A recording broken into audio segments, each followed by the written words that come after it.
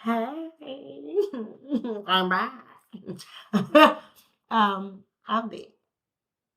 I wanted to make this video about it's funny because I'm hearing pride. I want to make this video about being prideful or boastful, and then about receiving and understanding and knowing how to receive a blessing or a gift from God. And so, personally, I struggle with trust. That's real. Like many people do. And what I've learned is that people that struggle with trust or have trust issues, it typically is because the trust that they put in somebody else was broken, or the belief that they put in somebody else was shown to be flawed. Excuse me, confirmation group. And so I experienced life in so many different ways, and um, I trusted in things and people in ways that I've learned that I probably shouldn't have. And it caused me to build up walls. So let's start there. When you trust in someone or something, you are putting a belief or faith into a situation, person, place, or thing that it's going to transpire the way that you envisioned it to transpire, or the way you envisioned it to come about, or whatever the case may be. And so we put this belief into a person, a place, or thing that they are going to offer or give some form or level of fulfillment to us. And when that does not happen, it's broken. That connection, that vibrational frequency, that belief becomes broken. And a lot of times, feelings are hurt, or, visions are obscured or screwed or misconstrued. And so when we go through this or experience this, a lot of times what happens is we begin to put up barriers or walls. Like we create boundaries. And there's a such thing as healthy boundaries, and then there's a such thing as unhealthy boundaries. And so a lot of times when we put up walls, we are creating unhealthy boundaries. Sometimes because we might, like, somebody might take something, I'm never gonna do this again. I'm never gonna allow you in my life again, or I'm done with this person. I'm done with that person. Like, you burn, like people say, you burn bridges. And so um, we get, or we develop mentalities or defense mechanisms to protect ourselves so that we never have to feel that feeling or emotion again, right? And so I can't speak for everybody, so I can speak for myself.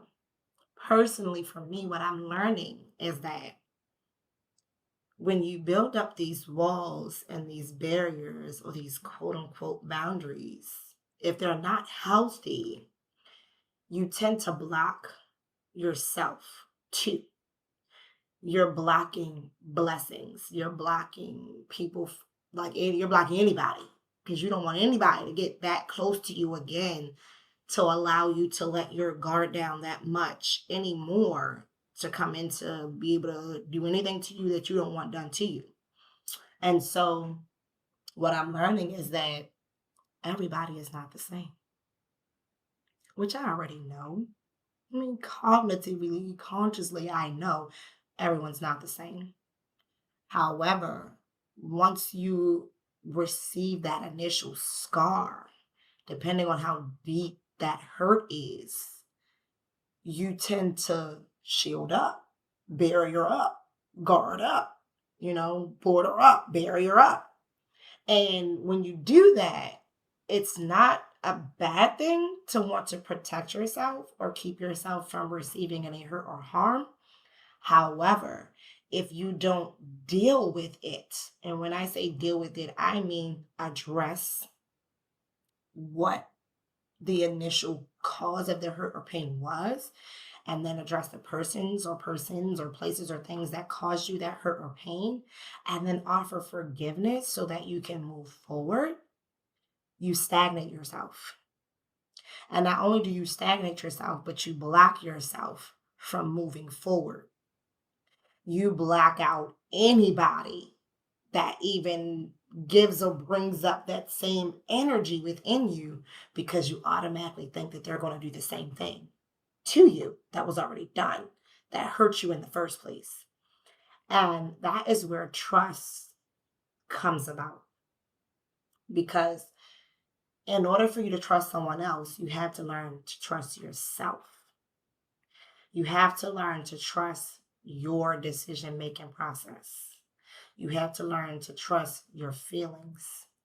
And you have to learn to trust your thought processes and understand how you move and how you flow. And in doing that, you begin to build boundaries and standards, not so much barriers and blocks. And so I wanted to talk about this because I struggle with trusting people. And that's an honest thing. And that's because I was always raised to help people, to bring people in and take them on my wing and to look out for them and to love one another as I love myself and to give to you just as much as I would give to myself. And then you do that so much and then you get to a point where you're like, well, I'm giving. I'm depleted. Nobody's giving back to me. I'm getting your ass to kiss, so I'm getting the short end of the stick. And so I'm like, well, why is this happening to me? And then I start to learn, who are you giving to? Hmm. And why are you giving it to them? What is the purpose behind your giving? Are you genuinely giving because, it is genuinely in you to give? Or are you giving with the expectation of something in return? Or are you giving for show? Like, what is the purpose behind it? So now I'm learning to be intentional, right? Excuse me, confirmation group. Um, Intentional, right? And what does intentional giving mean? What does intentional giving look like? What does intentional giving feel like, right? When I give, I want to give because one, I know it's the right thing to do. When I give, I want to give because I would want someone to treat me to that accord. I want to love on you the way that I want you to love on me. I want to give to you the way I would want someone to give to me. It doesn't have to be you giving it back to me. I don't care if you give it back to me. I know it's going to come back some way, shape, form, or fashion. I want to move so peaceably and so positively and so sincerely that my genuineness just flows, right? Like, I just feel like how you present yourself is what you get back. Even if it doesn't come back in the way that you think it should or how you think it should look, it's all in perspective, right? And so I have been a giver majority of my life. I have looked out for other people. I have helped other people. I have built people up. I come in at work. I'm always, good morning. Hey guys, how you doing this morning? Hope you have a great day on purpose. That's me. That's naturally who I am. Somewhere along the line, I realized that I have put this barrier of fear around me because I want to give, but I don't want to give too much. I want to share, but I don't want to share too much. Because if I open myself to you, then, what if you don't open yourself to me? Or if I love on you, what if you don't love me? So it's like I'm questioning myself, where did this barrier of fear come from? And I'm learning it comes from trust. It comes from lack of trust. It comes from lack of trust in the divine. It comes from lack of trust and belief in yourself and who God or the source ordained or created you to be. When you move in fear. You exude it without even realizing you exude it, right? You exude pain and you don't even realize you're exuding pain. And like I said, I was trusting people and I learned like, whoa, I know everybody's not the same. I know that. You know what I'm saying? I know everybody's not the same person. I know everybody's not going to do the same thing and this and that. It's almost like you have to do it blindly, like blind trust. Like faith is like blind trust, knowing that everything is going to happen the way it's supposed to happen. It's going to transpire the way it's supposed to transpire. How can I get my mind in alignment to believe and know and understand that everything's going to happen the way it's supposed to happen because God ordained it to be so, right? How do I know that it's the person I'm supposed to trust? Discernment. And that's a big one. You have to discern. Once you go through a cycle and you experience something that is tumultuous, that is triggering, or you experience something that alters how you see a person, place, or thing, it changes you internally, right? So once you come into connection with it again, your body, your DNA has a blueprint. Oh, I see that. Just like when you think about your immune system, right? Like how we get sick or we might get a cold. And you're like, I'll never get a cold. I don't get colds.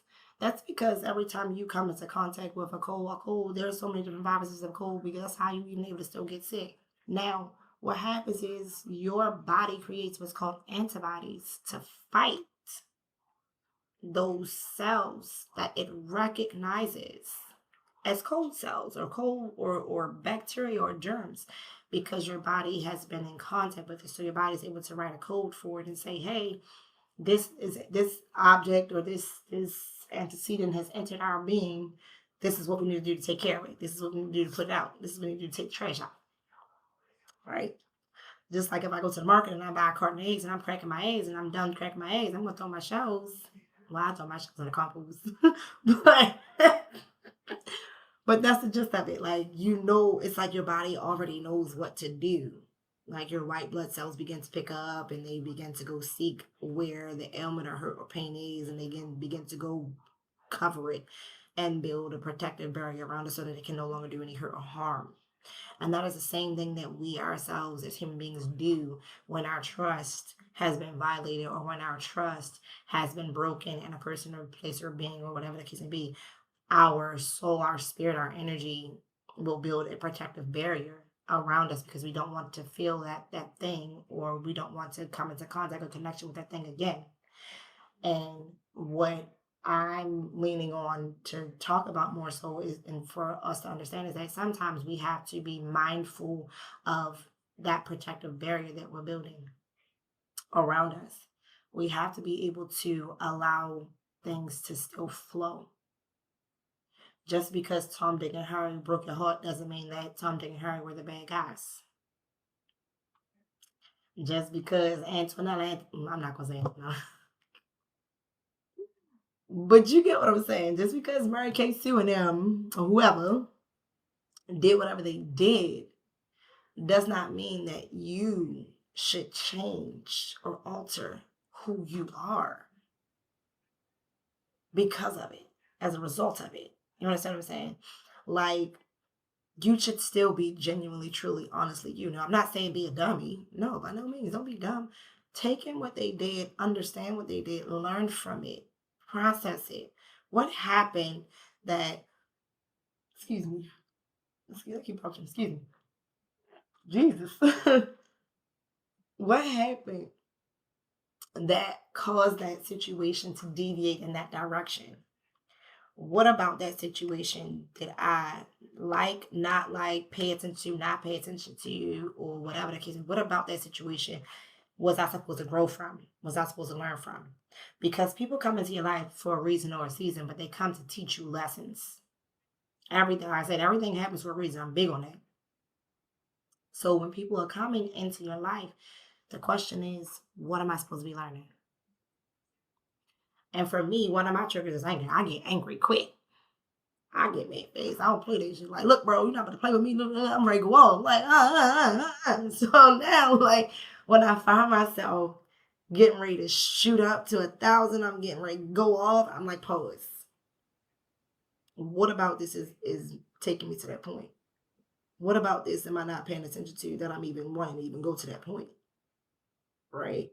What about this person makes me want to remove myself? Or what about this person is a reflection of me or a reflection of a part of me that I am not paying attention to, that I myself personally need to heal and work on? And so there was a woman at my job, and y'all know I don't drop names and stuff like that. But there was this woman at my job where I was just like, yo, what is this person's deal? Like, because I've been told I have a resting B face and they, whatever. But once you talk to me, I light up. All right. And so there's this person at my job. And I've worked at my job for like 5 years now, right? There's this person at my job for the last I want to say 2 or 3 years. The first 2 or 3 years I was there, I was like, what is this person's deal? Like, what did I do to this person for this person to be the way that they are? Like, why you keep approaching me like this? Why you keep coming at me like that? And I'm like, bro, like, what the heck wrong with y'all? Like, and then I was just like, yo, I'm gonna keep it cordial. I'm gonna keep it moving. You feel me? I still speak. Good morning, how are you? Have a good day on purpose. Blah, blah, blah, blah, keep it moving. And one day this person approached me and just started talking to me, and I was just like, they're talking to me? Why are they talking to me? Like, you never talk to me. No matter how many times I try to engage in a conversation with you, you were never receptive or open to have the conversation with me.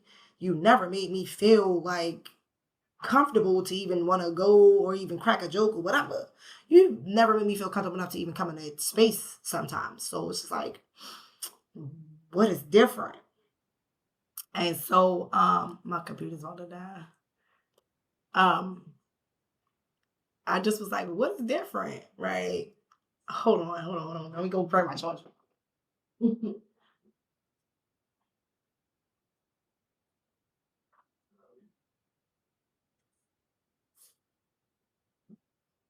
But I was like, what is different that this person is talking to me? This person is interacting with me. This person is, vibing with me. And what I had to do, what I learned was I had to reevaluate myself and reevaluate that person. What I'm learning is that life be life with everybody. We already know that. But how people cope and deal with it is different, you know? Everybody doesn't everybody doesn't cope and deal the same way. Right. And so um I just was like, well, I'm gonna rock with it. I'm gonna roll with it and see how it play out. You feel what I'm saying? And come to find out this person is a beautiful person. Like mad cool on the inside. Like mad cool. Like I'm like, dang, 3 years. And I'm just now seeing that you like this. Like, bro, what was the disconnect? And what I learned was that the disconnect was one, having that barrier of our so-called bubble of protection, not just my own, but theirs too, right? And so once we kind of clicked, it was like, oh, I get it. You're this way because of what you have gone through. So you built this barrier to protect you in this way. And I'm this way because of what I've gone through. So I built my barrier, but to protect me this way, right? And now our barriers are butting heads, and we come into connection, and it's like, whoa, wait, let this guard down a little bit. And as we begin to have to communicate and convene with one another, slowly but surely, the barrier begins to come down. because then we're starting to and able to actually see, oh, you actually really are a genuine nice person. You have a beautiful heart, you have a beautiful spirit, you have a beautiful soul. I just wasn't able to see it because of my own stuff that I was dealing with, my own flaws, my own personal baggage that I'm carrying. You know what I'm saying? And so I wanted to talk about this because I wanted to bring it to the surface and to the forefront about learning how to trust others by learning how to trust yourself. And so, like, I said, you know what? I'm gonna go out on a limb. I'm gonna actually go and have a conversation with this person because the person kept wanting to talk to me. And I'm just like, I don't know why you want to talk to me because oh, you just not trying to talk to me. You never want to talk to me. And I'm, you know what I'm saying? I'm chilling. I'm gonna fall back. I know how I fall back. I fall back quick. You ain't got to tell me for come on. You feel me? So like when the stuff is going down, I'm like, yeah, I'm done. I'm not doing that. I'm good. I'm Gucci. Yeah, I'm not about to put myself in a predicament around you, and I don't gotta be around you. And your energy not right, or your energy this, your energy that. Not recognizing, realizing that my energy was also giving off a vibrational frequency too. That my energy was repelling what I actually wanted it to let in, right? So what I'm learning is that when you heal, because I've been fighting the cold. When you heal, hold on. When you heal, when you heal, what what hurt you or whoever hurt you, when you forgive, you make space and you mend the part of your barrier or your bond or your energy. You heal that portion of you. You forgive, and you allow a door to be opened, right? You allow a space to be filled, and not in a negative way, but in a positive way. And so, um, when I learned to trust again, it's taking a risk. It's stepping out on faith, knowing and believing that whatever happened is happening because it's supposed to happen. And it's happening for my good, for my benefit, not my detriment. And it's really about perspective, right? It's really, really about perspective. And so a big thing, because I said I want to talk about this too, a big thing, and I don't want to go too much longer because I'm already at like 22:44. Um, is pride. So a lot of times when we are hurt or when we have experienced something and we don't want to experience it anymore and we build ourselves up to feel confident and strong and I don't want to do this anymore, we put a shield of pride around us to say, I'm not going to ask this for that, but I'm not going to do this. Because we witness what it's like to feel a certain way, so we don't want to feel that way anymore, and we will become boastful. And boastful is not always about bragging. Sometimes boastful is just a big energy to say you're not going to do this to me no more, right? It's like a protection. It's a way of protecting ourselves, and it's like a defense mechanism, right? And so we become prideful, where and prideful, and it lives in shame, where we don't want to be shameful or ashamed to ask for help or to receive. And when you do that, you're blocking your blessings. You're not allowing people to come in to be, close to you or to see a certain side of you. And so this week I had to learn, and I have been learning in this last couple of months, about pride and trust and faith. And I've been tested and I've been challenged, and I am so grateful because I have been praying. I'm like, God, show me who I'm supposed to be around. Show me the people that's for me. Show me. I got into this argument with my brother, bro. When I say I felt like that shit broke me, it broke me. But it taught me that, excuse me. You were born alone, you're gonna die alone. And I saw this video yesterday, and the guy was like, blood is thicker than water. What he was saying is the blood of the covenant is thicker than the water of the womb. And I had to let that sit with me for a minute, like pause. We say blood is thicker than water.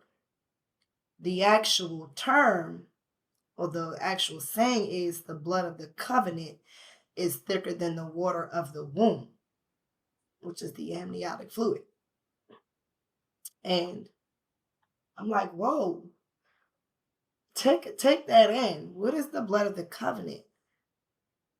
The Father, the Son, and the Holy Spirit.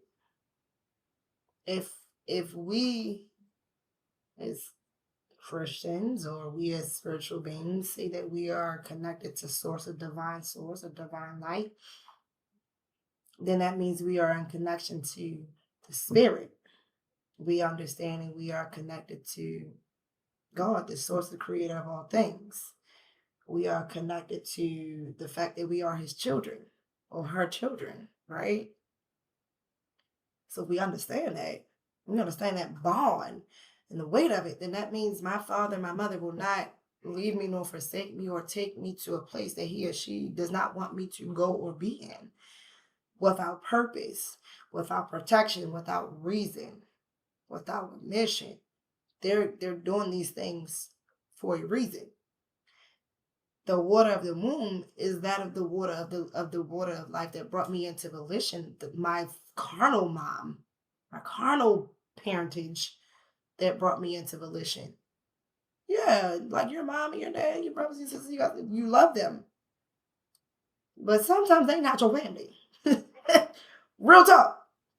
Like you like I've heard people say like sometimes your family is not your family, and in a sense they're saying like your family sometimes could be your own worst enemy or be the people or individuals or beings that do the worst things to you or cause the most harm to you.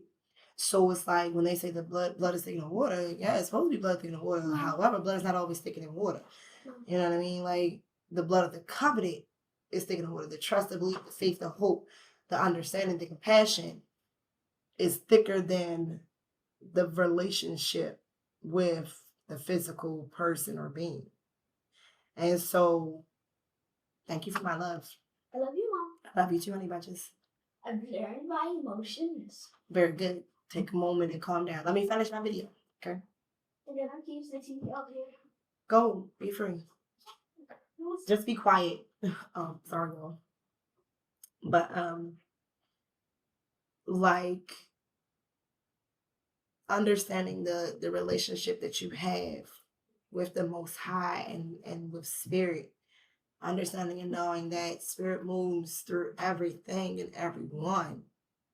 It moves at the level in which they needed to move for them. Because where I am in my journey, you might not be there in your journey. Where I'm in my understanding, you might not be there in your understanding. Where I am in my focus, vision, and perspective, you might not be there. And you might not be ready for it. Oh, man, go be free. You might not be there. So, like, it's a matter of respecting the space and not being so caught up in your thought process that you block yourself from receiving. And so when you're being when you're being prideful, when you're being prideful, you are in essence shielding and blocking yourself because you don't want to be vulnerable. Excuse me. And vulnerability is strength. Vulnerability is your truth. It's you walking in your truth and your true self and your true energy, essence, your true spirit, your true self. And everybody can't stomach that, right? And everybody doesn't understand that either. And then everybody is not willing to do that because we don't want to be hurt. And so you build these barriers and you block yourself because it's like, I don't trust this person because this person might hurt me and this person might do this to me because this already happened to me. now you're stagnating yourself and you're stunting your own growth. So um what I'm learning to do is to trust again, to do the things that quote unquote scare me, or to say the things that quote unquote make me uncomfortable, to behave in the way that makes me stand out.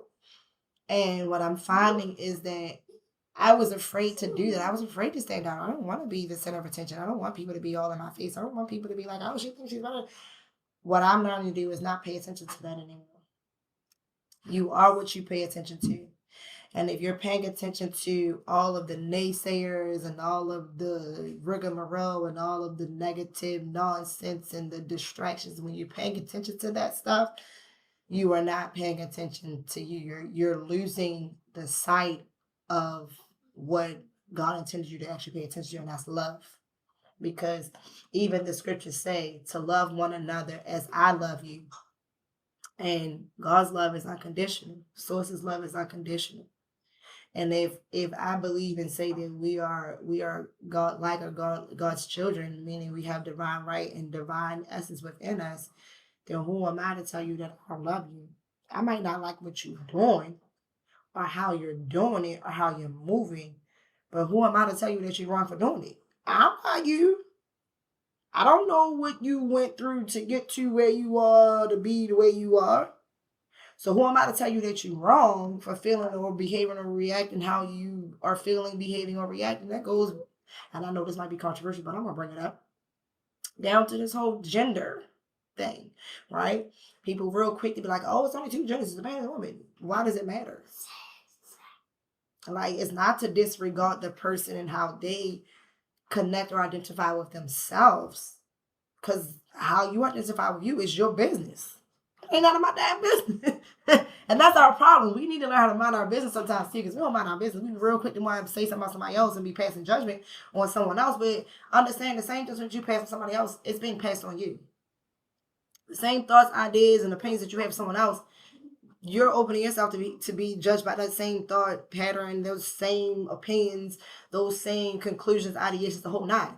So why would I want to put that on you, knowing that that's what's going to come back to me?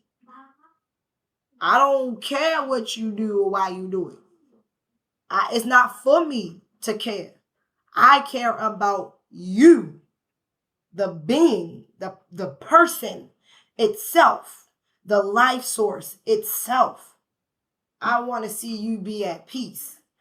I don't care who you doing your thug thistle thingy, blah, blah, blah, whatever, what, with. It ain't for me. You feel me? I care about your well-being. I care about your peace.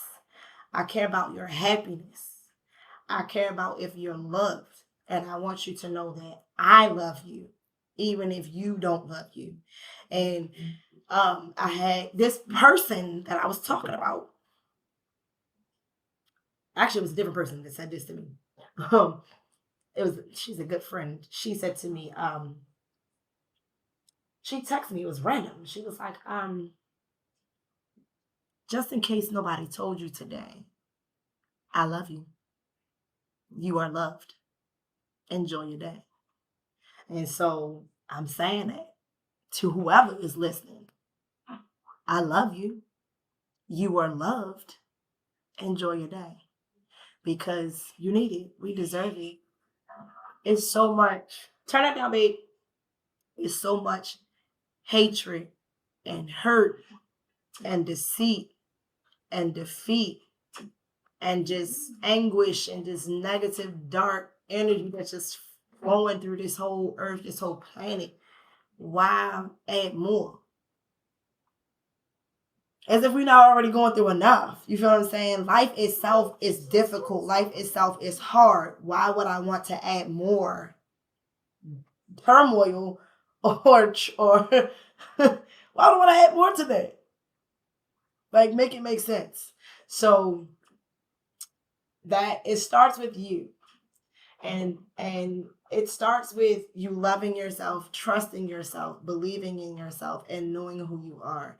And that is not an easy thing to do. Being truthful with yourself, telling you the truth about yourself, like when I was younger, I went through this whole phase. I had to talk to myself. I used to talk to myself in the mirror. They call it mirror work. I used to talk to myself in the mirror, and I tell myself. One day I went in the mirror and I had to tell myself the truth. I went in the mirror and I was like, "You a liar. You a hypocrite. You a thief." I was going off in the mirror. You a manipulator. You didn't did this. And granted, at the time when I said those things about myself, it was the truth about myself. And yes, it hurt. Yet, in hearing it out loud and seeing myself say it to myself and bringing it into volition and understand, like, whoa, this is what my truth is right now. This is not what I want my truth to be. This is not who I was born or designed or created or predestined to be. I was created to be greater than this. Like, I know that. I feel like I should be better than what I'm putting out. So let me do it. And so it was, well, how do I do it? Where do I start? One day at a time. Telling yourself the truth is the first part. Recognizing where you fell short and where you were wrong and being okay with it and accepting it. Not to say that I'm accepting it as this is what it's going to be from now on. No, accepting that, yeah, that was my truth at that point in time in my life. Yeah, I was like that. And now, how do I want to move past it? Well, I want to move this way. I want to progress forward. I want to be positive. I don't want to be a liar. I want to be a truth teller. I want to be a truth seeker. I don't want to be blind. I want to be vigilant, alert, aware. I want to be, cognizant, conscious, right? It starts with recognizing it, then making the choice to do better, right? And then as you make the choice, then you start taking the actions and the steps that are required for you to be that way. I'm not perfect. None of us are. Maybe I got potty mouth and all that. I've been working on that. Because I keep telling myself, I'm not gonna say customers anymore. I'm not gonna say customers anymore. And I still slip into it from time to time. And excuse me, I'm bringing up cool. I am the freezer swallow cool. I digress because you didn't even know that in my head. But like it's just a matter of living in your truth and moving accordingly and walking accordingly and talking accordingly and being cognizant and alert and aware of your actions and moving with intention and moving with integrity. So if I say I'm going to do something, do what I say I'm going to do. Be a woman of my word. And that's not always easy. It's not always easy. Because you always have to be aware of yourself. You know what I mean? You have to be willing to tell the truth, even when the truth hurts. And you have to be willing to accept and receive the truth when the truth hurts. And they say the truth hurts, but the truth shall set you free. And I'd rather live free and be able to express myself and not feel like, I have to have barriers or borders or things around me where I can't do what I need to do. I'd rather be free than to be confined. And so part of that was learning to release that pride, release the fact that I need help and being okay with saying, hey, I need help. And guess what? My biggest thing was, I don't want nobody to talk about me. I don't like my business. I don't care no more. I don't. I really don't give it. I don't have no business. My business is everybody's business. Everybody's business is my business. It's no business. It's what it is. Because as my mom used to say, they talk about Jesus, they're going to talk about you. Someone's always going to have something to say. People are always going to have something to say. They're always going to have an opinion of things. Just because they say it and they have an opinion doesn't mean it has to be true. And it doesn't mean that you have to live up to it. And that is where I'm learning to regroup and recapitulate and turn in a different direction and do my 180 or whatever I need to do. You know what I mean? Because I was letting my pride definitely stop me and stagnate me and keep me from, getting the help I needed and asking for help. And my soul couldn't take it no more. My soul cried out. My soul literally cried out. Like I said, in one of my previous videos, I said I cried all week. And I prayed to ask God, I don't want to do this no more. I don't want my life to be like this. What is going on? What is happening right now? Help me fix it. Show me what I need to pay attention to. Show me the people that's supposed to be in my corner. And sure enough, the main people that I didn't want to know what was going on with me. And eventually I just got to remember, I don't care. I'm just gonna be in it and I'm gonna deal with it. And whatever you guys say is what you're gonna say. Whatever you want to think is what you want to think. And sure enough, when I let that idea or that thought go, I couldn't believe the outpouring of love from the people around me. Like once you stop caring about what other people think of you or how other people are going to treat you, once you stop caring about that, bro, the weight that comes off, the perspective that is given, the understanding that is shared, like bro.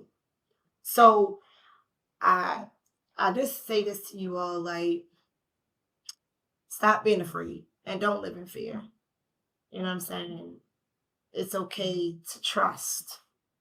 It's okay to let that prideful, boastful energy go. We all need help, myself included. We all need somebody at some point in time in our lives, and it is okay. So I'm gonna end that message here because I can get to rambling and I don't want to do that. So to thine own self to be true. Listen, to be true. To thine own self be true.